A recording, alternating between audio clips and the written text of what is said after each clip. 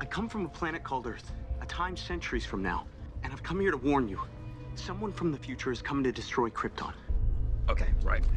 Oh, why? Why would they do that? Because where I'm from, your grandson becomes the greatest hero in the universe. Like, ever. Krypton's really its own thing. It's in its own universe, its own, continuity. It doesn't connect to the films or other TV shows, which gives us the freedom to make it whatever we want. Because I also worked on Man of Steel, it doesn't contradict anything in Man of Steel. It doesn't contradict anything, no. So But it's not connected officially, though. And when people see the show, they'll see that we also have the opportunity, literally, to rewrite history. So it's in its own pocket universe. It is. Much like, by the way, DC. Yes. It's got its multiverses. Yes. As you all know. And as a fan, it's so awesome to see how we've cherry-picked little bits from whether it's John Byrne's World of Krypton or the new Krypton arc, or Man of Steel, and we sort of mashed them all together into the ultimate version of Krypton. Even a little bit of the Mignola. Yeah, that was good stuff. Krypton stuff, yeah, that was cool stuff. Yeah, I feel like that's the book we've looked at the most in the writers' room. Is the Mignola stuff. It's great. Yeah. But it's fun to have because it has an element of time travel. Yep. Mm-hmm. It allows us to do anything we want. We can dive into the DC universe, and even present-day characters can show up like Adam Strange. Yep. People assume that because it's Krypton, everyone knows how the series will end, but they don't. Once they see the pilot, that won't necessarily be the case. I think because people assumed it was a prequel. Yeah. And I understand why prequels can feel a little bit suffocating because you do know the end, right? Mm-hmm. Like it is kind of telling the story from like a more detailed story of what you might already know, but because we have this element in there that it makes it completely unpredictable because, like you said, you really don't know how the story ends. It's not a prequel. Yeah. Yeah, it feels like in that way it doesn't even have like I was asked about what kind of genre classification it is. Is it a prequel or is it an origin story? It's a rom-com. Yeah, but it's neither prequel nor origin, but it is and it isn't. Yeah, it kind of defies classification. It does, which is great. And I don't think you could tell a story like this with any other character than Superman because everyone knows Superman left Krypton and it blew up. And they don't know a lot about the history of Krypton or what the world of Krypton was like. Even Superman doesn't know that much. Yeah, which is cool, and it's even common non-super fans know the basics. Exactly. Like Krypton blew up. Yeah. And we're subverting expectations. We're definitely playing into that, saying, okay, you think this is going to happen, but we're actually doing Y. Bad metaphor. You think X is going to happen, but we're actually doing Y. Yeah. I mean, the most awesome thing about DC as well is that the passage of time and legacy have always played into the biggest stories. And for me, like getting ready for it, time travel stories like Flashpoint were massively important to me because they're massively grounded in the emotional stakes of those characters. I wish we were sitting here with the guy that did Flashpoint. Yeah, wouldn't that be cool? Yeah. But yeah, it is emotional stakes. Like you said. It's all about, because you can have a giant, epic, which we do, sci-fi world-building show, but at the heart, it's the emotional story that matters. I think that's why people love and know Superman, and so they're going to bring that to it, but they're going to be completely surprised, I think, where the show goes. I think so too, and I think people are going to turn up because of the brand, because of Superman, because of the interest in it and the legacy. But I think they're all. So I think people come for a lot of different reasons, and they'll have a lot of different expectations. But I think they'll all stick around for one thing, and it's the characters. It's getting on board with the people we introduce in the show. I see it in your eyes, Mother. I always have. You try to hide it, but you don't think I will ever be worthy of the Zod name. That's not true. It is. One of the things we were just talking about was episode 5, which really dives into the Zod legacy and Zod history and the ideals, just like Superman and the House of El have these ideals that kind of define who they are.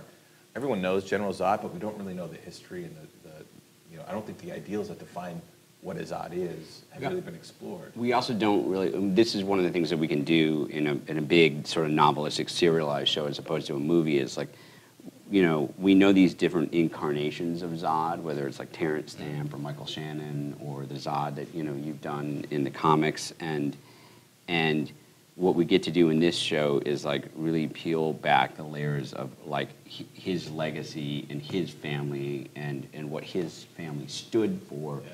And in some ways it's almost like we're telling this sort of, generational story, and I think that the 5th episode is called House of Zod. You know, so we get to. It's not. They're not just bad guys. No, no. If anything, you would kind of admire them. Yeah. Like, for their what they believe in and what they stand for and the lengths they'll go to. It doesn't mean they're not emotional in the choices they make. Exactly. Or have a system of right and wrong. They actually have a system of right that's so righteous. Yeah. There's it's a sacrifice. Well, other things. in some ways, Uncompromising. in some ways, Uncompromising. they're the Zods in the show, and there are multiple ones, are sort of the most committed in principle For sure. of the characters in the show. In a strange way, they're the most heroic. Yeah. Yeah, no, I think one of the most awesome things for us to explore working on it is those moral shades of grey. Yeah. You know, where the characters that you think might be heroic compromise and make, you know, choices that might affect the team for the worse and make a selfish choice as opposed to a heroic choice. Which, by the way, says a lot about Seg, too. Yeah, 100%. Because I think Seg has a lot of selfish choices that he makes. Sure. Absolutely. You know, and it's not because he's a bad guy, he's just a complicated person, and he's experienced a lot, and he has a chip on both shoulders. Yeah, absolutely. I think the cool thing too with Seg is that there's this expectation because he's Superman's grandfather that he's going to be like Superman. But when we pick Seg up, he's a kid. He's like 21. He's 22.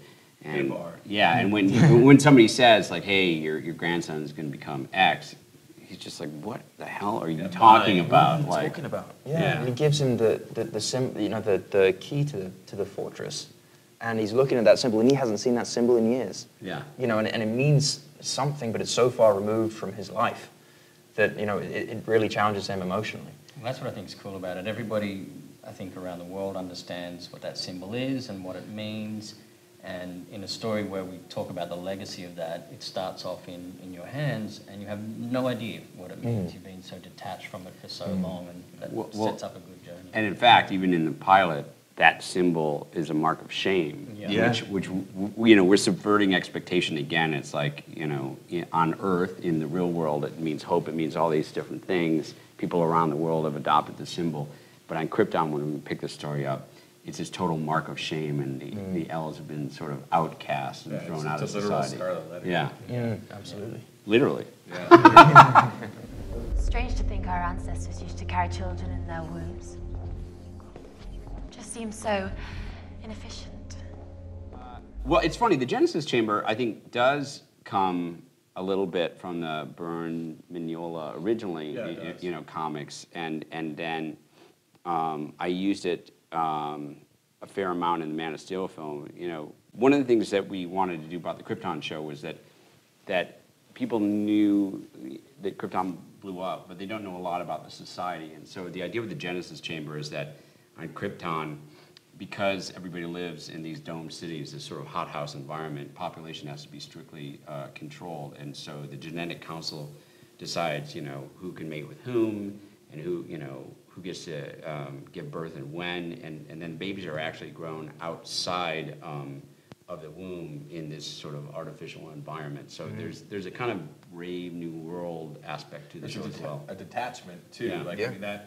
I mean that obviously that's an emotional detachment, and the thing that I loved about John Byrne's Man of Steel, he did dive into that. Yes. And you could see Jor-El and Laura, they loved each other. Like although they were assigned to be mates, they loved each other. They had a genuine love, and they had a genuine love for their baby, who had not yet been born. One of the things I think John Byrne was going for was he wanted Kal-El to actually be born on Earth, because he never comes out of that Genesis. And it crashed. It was part of the rocket, and it crashed there, and then he was born.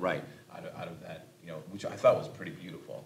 And then in Man of Steel, our big thing was that we changed it to Kal-El was the first naturally born baby on Krypton, and so we're definitely playing into that. In this show, the genetic council decides who gets to mate with whom and when a child is born or not born, but also decides ahead of time what guild that child, will enter. You'll become a lawmaker, you'll become an artist, you'll do this. And so this is also a show about young people wanting to choose, who they get to love and what they get to be, as opposed to being assigned that. We see, through the Genesis Chamber is just one part of their entire system, that it's cold, it's sterile, and it's taking people's rights away.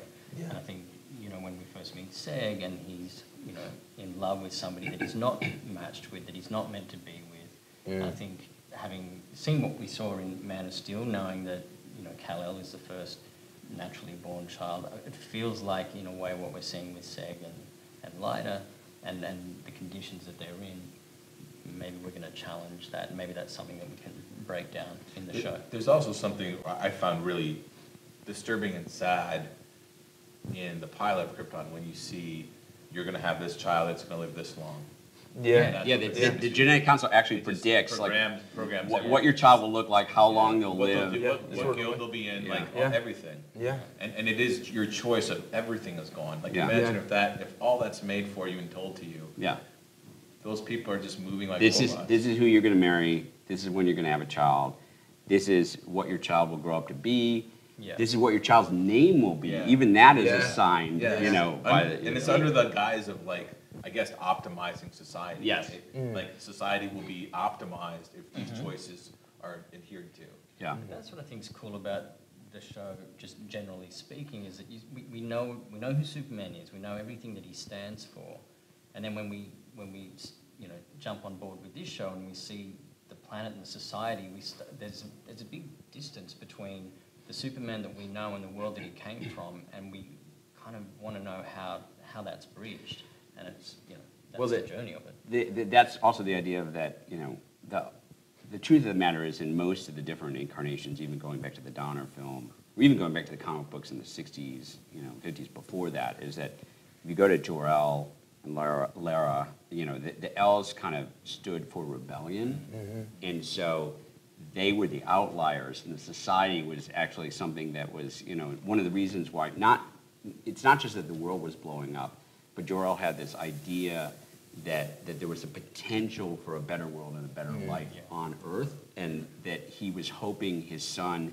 wouldn't bring all the kind of emotional and societal baggage from Krypton to Earth and start anew. Well, you can see, like, in every incarnation, I think, of Superman's origins, from the comics to the Donner films, there's not one, I think, where Jor-El says, here's what Krypton society was, replicate that. Exactly. He never, ever Don't says replicate that. Yeah, he says, embrace humanity. Like, you know, show them, they're good people, show them the way. We screwed up. He's basically freeing him of all kind of the baggage and the chains of Krypton society. Yeah. But what's cool about this is that through the time travel element, rather than saying, you know, you've got a second chance, don't screw it up, well, Seg's actually given a second chance to make Krypton great. Exactly. You know, He might be able to save Krypton. He might be able to save Krypton. Especially when he's in love with the Zod, and Zod's mission in all of his incarnations is save Krypton, bring Krypton back the way it was. Well, there's an irony too, which is really interesting, which is sort of, you know, at the heart of this whole show is if Seg can ultimately save Krypton, then he may make it so that Superman never comes to Earth. Yes. You know? Yeah. So that's kind of the central sort of, you know, tension. Well, and also, like, Adam Strange, when he shows up and tells Seg just enough, like, hey, someone's come here to ensure that your ancestors never comes to be, because he's a great hero. He leaves out that little part about, oh, by the way, your planet explodes. Oops. You know? I forgot to mention that. Yeah, and that's something, you know, I think that's something that's going to be really interesting. It's known as the Collector of Worlds, but its true name is Brainiac. I would say the closest Brainiac is actually in that arc that you wrote. The Brainiac story. Yeah. Yeah, he's pretty much. He's he's closest to that. Yeah, he's physically intimidating. Yeah. I think that's the look that's the look we've modeled it on, for sure. But also that he's a collective intelligence, that like the ship is him and vice versa. Yeah, he's plugged into the worlds and directly. Yeah, he's almost a god. Yeah. The way that Gary Frank designed that character, the sort of hulking, sort of black mass and the green face, and But even that aspect of him is only a part of him. Yes. Like Yeah, he's ancient. He's ancient. Billions of years old. And who knows when he's last left that ship? I Yeah. love that he hasn't left that ship in so long. He probably can't even remember. Yeah. Or it doesn't matter. He's the greatest Superman villain that's never been on film. Or Yeah, anything. yeah. He just hasn't He's been in animation, but he hasn't been on film before, and so that was explored like deeply that like this. Like, and if Krypton's gonna have one big enemy, well. Since he also, I mean, in the comic books, he had already come to Krypton and taken Kandor. So Brainiac, it was part of the mythology that the history of Krypton's already sort of indelibly linked to Brainiac anyway, and we wanted this as an existential threat that maybe eventually could even threaten Earth. But that was the easy one. Yeah, it was like literally probably the first thing. I think it was like Brainiac's in that. But I think what's cool about that is, we could see Brainiac in film, and he would be a great villain. But I think TV's perfect because he's a complex character. Like, we know he collects worlds, we know he bottles cities, But not really why. I don't know why exactly. What's the mission? And what does he get out? Like, what does he get out of that? Why did And that's what we get to unpack. I also think that the visual effects on the show are so good. Yep. And the design work is so good. Everyone working on the show it is cinematic quality. Yeah. Like when you see Brainiac here, it's definitely cinematic. That was one of the things I promised Warner Brothers. I was You like, did. this is going to be we're going to turn a whole new page in terms of what we're trying to achieve visually. I'm excited for people to see it. Yeah, Yes. yeah. There are very few villains in any universe who require as much attention as Brainiac, who is as threatening and powerful as Terrifying. Brainiac. But he won't be the only villain. No, There'll be others. Yeah. Of course not. You can deny it all you like. But the truth is, we are not alone in the universe. Krypton is vulnerable. Praying to him won't be enough to save it. Well, we want to be careful about spoilers. There's definitely a couple of pennies are going to drop in the first season, and there are a number of villains, that fans will know, or other interesting characters that will be showing up in the first season, and then hopefully many more in the seasons both to come. from Superman universe and from just the DC universe in general. And that's what I think is cool. I think by having that time travel element introduced, it just opens the door and allows really anything to happen. Other heroes, other villains, whether they're directly related to Superman mythology or just DC wide. The other thing that's cool about the Phantom Zone is ultimately, that's going to play into this show a lot, and again, because we've got this sort of novelistic serialized show, we can really get into what the hell the Phantom Zone is, and later on we can spend some time there. And the thing about the Phantom Zone is that not only does it allow us to travel to other times, but it allows us to travel to other worlds. So when the show progresses, we won't only be on Krypton. I think what's cool as well with Phantom Zone is if you're in an environment for any length of time that doesn't, conform to our rules of time and space, what does that do to you as a person? Psychologically. Psychologically, and I think we get a chance to get into that, which will be fun. I think the present DC universe is very present within the show through Adam Strange. Characters like Superman and the Justice League, while they may or may not directly appear on screen, their presence is very much felt within the show, as this is a time travel story. What happens on Krypton directly affects these people. Yeah, and also, again, there's no other mythology where you could really do that, where people Yeah. already know the basics of Superman. Everyone knows, my mom knows the basics of Superman. So when you say somebody's coming back in time to stop your grandson from ever becoming Superman, it's like Terminator. You understand the stakes. I still find it intriguing, and this will play out more, hopefully, if we get into second and third seasons, because ostensibly when the show begins, it takes place 200 years ago, 200 years before Krypton blew up. So if you think about it, ostensibly, when the events are taking place in the first season, it's sort of 1820 in the rest of the world, in America, which is really intriguing as well. Yeah. I think what's cool about Adam Strange is, it's just the fun he brings. When he comes in and he's wearing his Detroit Tigers hat, and he's the fish out of water in this alien world. And there's some fun moments. There's a fun moment we were talking about episode 5. He just uses expressions that we're familiar with on Earth, but he's completely unfamiliar on Krypton, and some of the reactions that you get out of that. I think he becomes like a kind of a like a proxy for the audience in a way. He becomes That was the intention. Yeah, I mean, the cool thing is that he's with the he's the audience, right? Because he knows everything the audience knows. Yeah. You know. Yeah. Right, he knows about Superman, he knows about cell phones, he knows about blah, blah, blah, but none of the people on Krypton do. Yes. Yeah. So will we ever go to Rand? I think we should. All right. I agree. We should have Rand and Thanos. Yeah. Absolutely. Yeah. Yeah. Will we ever have a Green Lantern show up? Possibly. All right. I want to go to Warworld. That's where I want to go. Oh, that would be cool. I think it's impossible to tell the story about. I think it's impossible to tell the story of Krypton without at least referencing Nightwing and Flamebird. Oh, For sure. You have to do Nightwing. For and sure. You can't do Krypton without Nightwing and Flamebird. What about Mongol? For sure. Okay. Sure. Yeah. I mean, if you do Warworld, you have to do Mongol. All right. Like the hope would be, right? We've talked about this. Maybe Yep. eventually we get to Warworld. Well, There's we've so many places. We've already seen a Black Mercy in the pilot. So, yeah.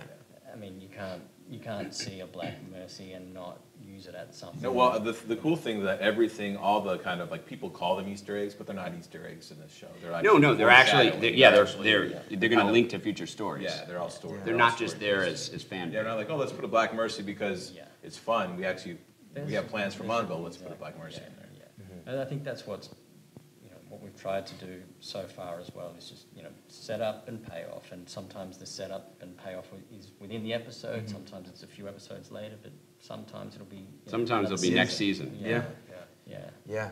So much that the journey for Seg as well is about him eventually becoming a man who is worthy of the El legacy. And that journey isn't over after season 1. He's got a long way to go. He's one step forward, 2 steps back, so, which is, I have a question for you, Jeff. What's the most obscure, either Superman or DC kind of space-related character that you think you would like to see?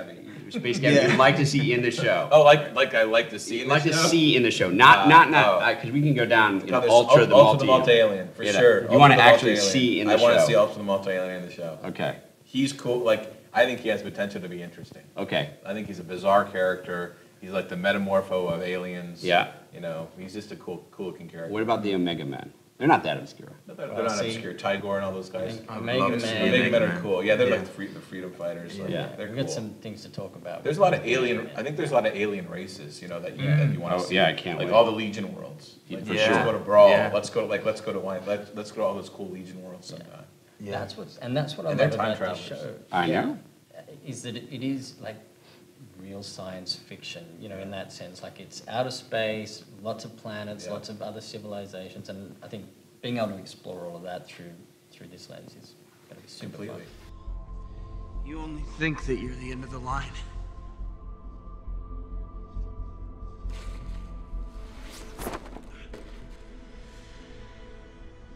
This belongs to your grandson, Kal-El.